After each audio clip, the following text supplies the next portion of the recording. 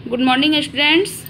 Class 6 Hindi में मैं पाठ 3 तक पढ़ा चुकी हूँ और आज मैं पहले पाठ से आप लोगों का प्रश्न उत्तर हल करवा देती हूँ।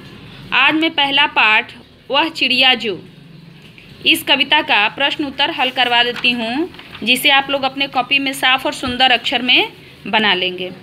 पहला प्रश्न है, सही विकल्प पर सही का निशान लगाइए। तो इसमें है चिड़िया है, क्या है चिड़िया? शैतान, संतोषी या बेचैन? तो संतोषी होगा। दूसरा प्रश्न है, चिड़िया को प्यार है अन्न से, दूध से या पशुओं से?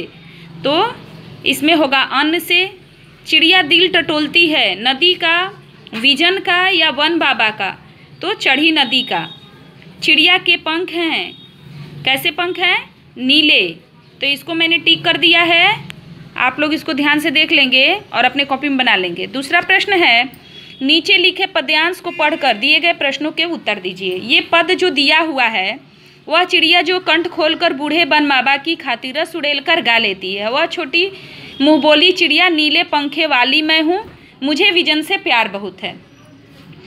ये जो कविता दिया हुआ है, कविता के का एक पद है, पद में से 2 प्रश्न आपको दिए गए हैं कि चिड़िया किसकी खातिर और कैसे गाती है, और दूसरा प्रश्न है, इन पंक्तियों में चिड़िया अपनी क्या विशेषता बताती है।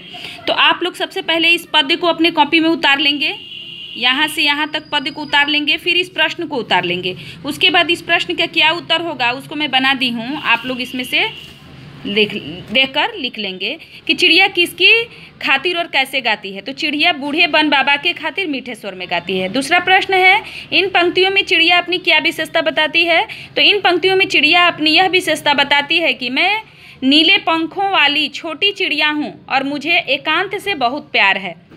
उसके बाद तीसरा क्वेश्चन है इसमें कि नीचे लिखे प्रश्नों के उत्तर दीजिए। तीसरा है, इसको भी मैं बनाई हूँ कॉपी में। पहला प्रश्न है, उसमें कविता में चिड़िया की कौन कौन सी विशेषता बताई गई है? तो प्रस्तुत कविता में चिड़िया को संतोषी, प्यारी और स्वाभिमानी कहा गया है। दूसरा है, कविता के आधार पर बताइए कि चिड़िया को किन किन चीज़ों से प्यार है। तो कविता के आधार पर चिड़िया को अन्न, एकांत और नदी से बहुत प्यार है। तीसरा है कि कवि ने चिड़िया को छोटी, संतोषी, मुँहबोली और गर्वीली क्यों कहा है?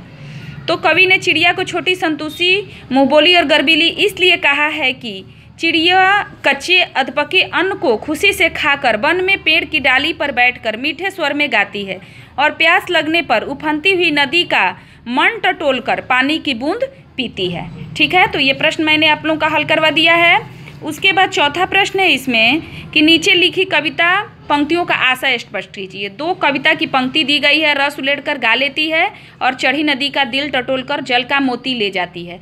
इन दोनों पंक्तियों का आशय स्पष्ट करना है, जिसको मैंने यहाँ इसको भी बना दिया है प्रश्न नंबर 4, और दोनों पंक्तियों का आशय मैंने स्पष्ट कर दिया है। तो इसका मैं फ़ोटो क्लिक करके भेज दूँगी और इसका भी भेज देती हूँ, आप लोग अपने फेयर में सुंदर और साफ अक्षर में बना लेंगे।